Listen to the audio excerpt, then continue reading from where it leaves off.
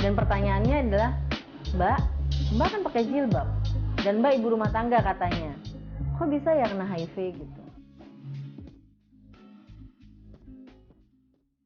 Bahaya nggak sih HIV itu? Bahaya. Kenapa? Karena itu nggak ada obatnya. Ya Dan, nggak. dan itu bisa menyebabkan kematian.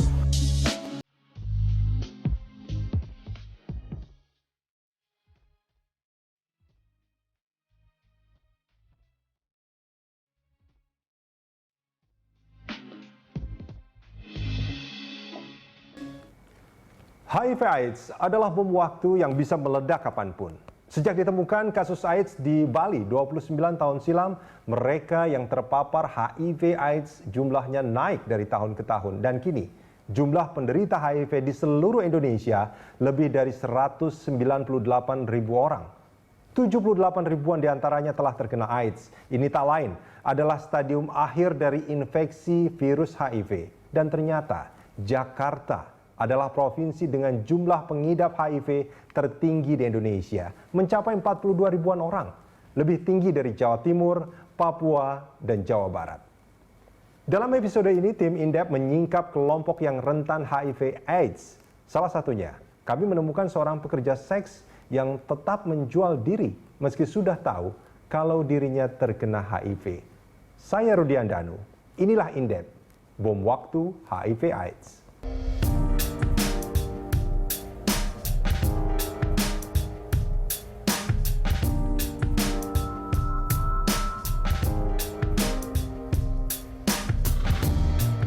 Di sini, megapolitan Jakarta, semuanya ada.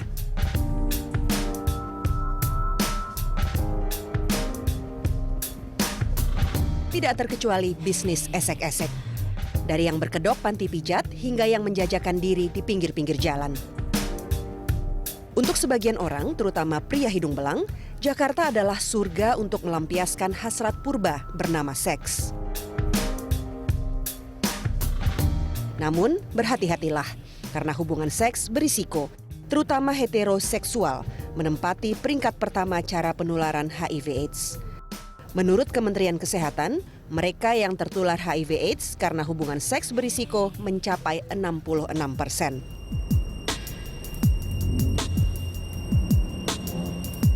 Kawasan Gajah Mada, Jakarta Pusat.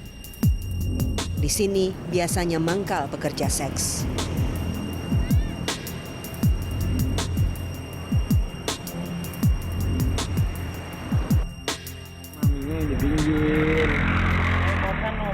Hah? Berapaan?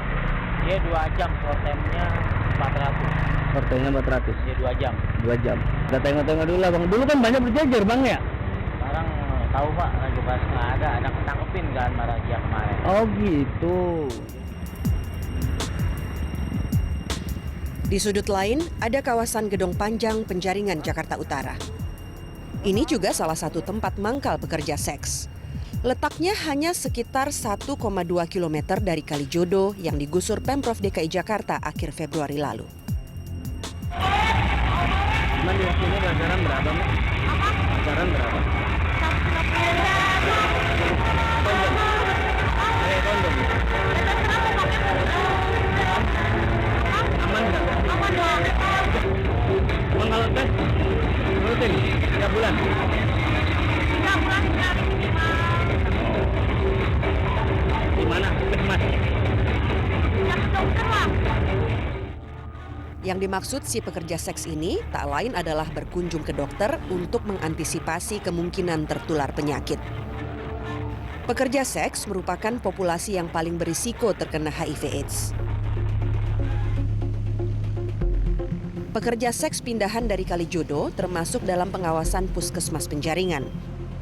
Di antara mereka ada yang terinfeksi HIV. Saban bulan, Puskesmas Penjaringan mendata 10 pasien baru dari kalangan pekerja seks yang positif HIV. Tahun ini, terdata 106 pekerja seks yang terinfeksi HIV, naik dibandingkan tahun lalu. Pada waktu mau digusur, kita sudah catat nomor telepon mereka-mereka yang memang menjadi bimbingan kita selama ini. Kabar terakhir saya tanya sama teman-teman, gimana masih terdeteksi nggak orangnya. Mereka sudah kehilangan jejak terhadap itu semuanya. Kita kan mengadakan dokling ya. Dokling itu dokter keliling. Jadi kita tim kesehatan ya, dokter, perawat, kemudian ada dibantu juga dengan rekan-rekan paramedis yang lain. Kita terjun ke tempat-tempat hotspot. Kita bilang hotspot. Hotspot itu tempat-tempat yang beresiko, seperti misalnya lokalisasi komunitas waria, komunitas gay, atau mungkin panti-panti pijat. Itu kita rutin kita lakukan, jadi seminggu minimal 1 kali. Di selatan Jakarta, kami mendatangi LR. LR tenggelam dalam gelapnya dunia prostitusi lantaran terdesak kebutuhan ekonomi sejak tahun 2010. Perempuan ini terinfeksi HIV sejak tahun 2007. Virus mematikan ini menular lewat suaminya yang pengguna narkoba lewat jarum suntik. Sang suami meninggal 3 tahun lalu. Itu berarti LR menjual diri dengan kondisi terkena HIV.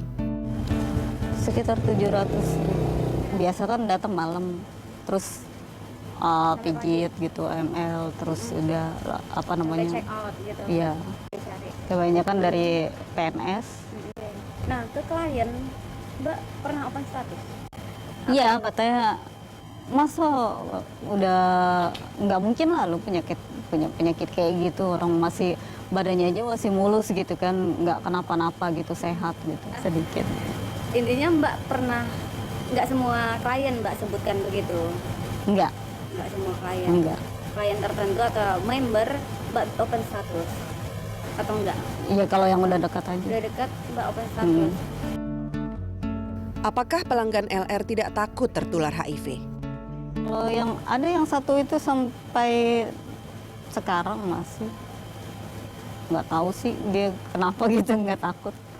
Sampai aku bilang, aku bohong-bohongin gitu, kamu nggak takut kena HIV apa? Kan kalau cium bisa tertular. Enggak lah, katanya gitu.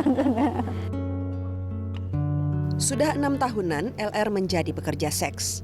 Semula ia bekerja di panti pijat. Belakangan LR menjual diri secara online terutama hari Sabtu dan Minggu.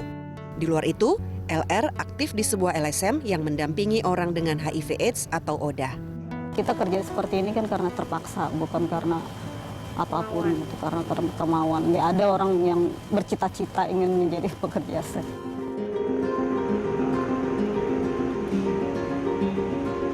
Sekarang Jakarta harus lebih serius memerangi HIV/AIDS. Musababnya, Jakarta merupakan kota dengan populasi HIV yang tertinggi di tanah air. Secara kumulatif dari tahun 2009 hingga 2016, sedikitnya ada 42.000 penderita HIV. Sejak 2013 kita sudah paling tinggi HIV-nya ya. Tapi kalau AIDS-nya kita masih urutan ke 3 kalau nggak 4 gitu. Saat ini sekitar 42 ribuan. Sedangkan yang positif AIDS-nya sekitar 8 ribuan. Yang dideteksi di Jakarta itu diperkirakan ada 92-an ribu.